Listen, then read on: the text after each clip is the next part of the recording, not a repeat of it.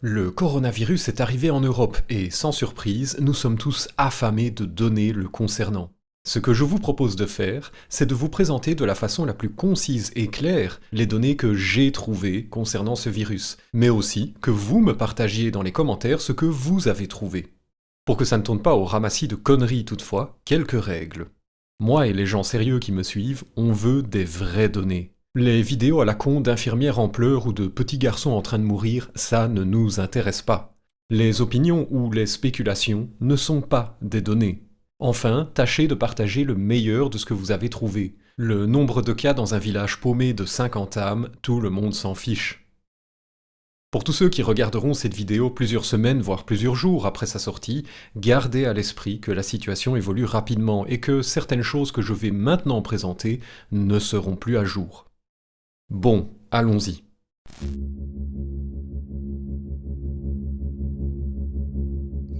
L'histoire du coronavirus commence en Chine, dans la province de Hubei.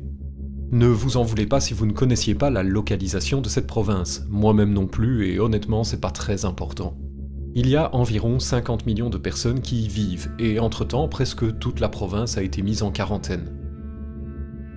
Le graphique à l'écran nous montre que le nombre de cas en Chine se stabilise et que le nombre de guéris est largement supérieur au nombre de morts. Tous les jours, les Chinois mettent à jour ces données, je vous place le lien en description. À l'échelle mondiale, on a un compteur qui tourne presque en temps réel, le lien est en description. Au moment de tourner cette vidéo, il affiche plus de 80 000 contaminés. Ce que vous verrez beaucoup dans la presse et ailleurs, c'est le rapport du nombre de morts par le nombre de contaminés afin d'évaluer à quel point le virus tue ceux l'ayant attrapé.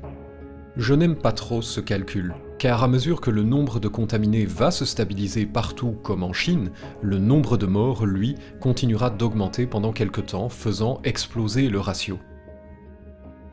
Moi, je trouve plus pertinent de comparer le nombre de morts à la somme des morts et des guéris uniquement. Tant qu'une personne avec le virus n'est ni morte ni guérie, je ne l'utilise pas pour estimer à quel point le virus tue ceux l'ayant attrapé. Notez qu'à la fin de cette crise, les deux méthodes de calcul vont se rejoindre. Lorsqu'on saura quelle est l'issue pour tous les contaminés, guérisons ou morts, il n'y aura aucune différence entre diviser le nombre de morts par le nombre de contaminés ou faire ce que moi je propose. Aujourd'hui, j'estime qu'il y a plus de 5% de chances de mourir du virus une fois qu'on l'a attrapé. Oui, c'est énorme, horrible, affreux.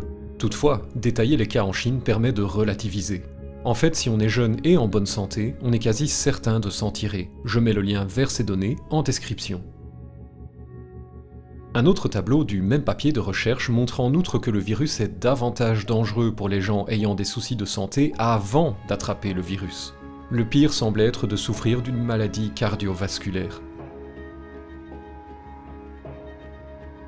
À l'échelle mondiale, si on détaille par pays, voici où nous en sommes au moment de monter cette vidéo.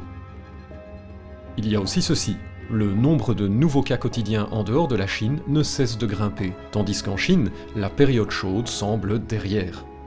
Attention, l'échelle verticale du graphique est un peu spéciale, elle va de 1 à 10, puis de 10 à 100, etc.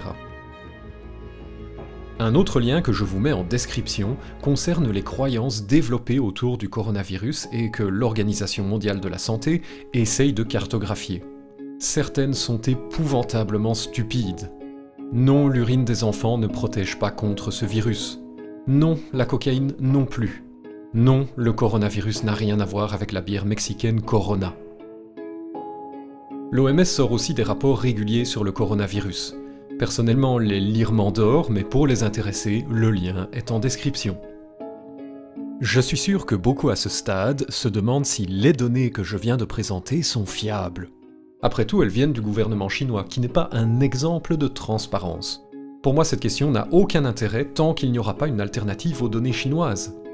Retenez cet adage sceptique. Une estimation, même grossière, même fausse de la réalité, vaut mieux que pas d'estimation du tout. Moi, je préfère m'accrocher à une bouée potentiellement percée plutôt que de rester dans l'eau. Mais vous faites comme vous le sentez. Il est évident que si une meilleure bouée débarque dans le futur, du genre une accumulation de données européennes, je sauterai dessus sans hésiter. Mais pour le moment, cette meilleure bouée n'est pas prête. Voilà, c'est tout pour cette courte vidéo. Si vous voulez m'aider à combattre le raz-de-marée de désinformation concernant ce virus, n'hésitez pas à la partager autour de vous.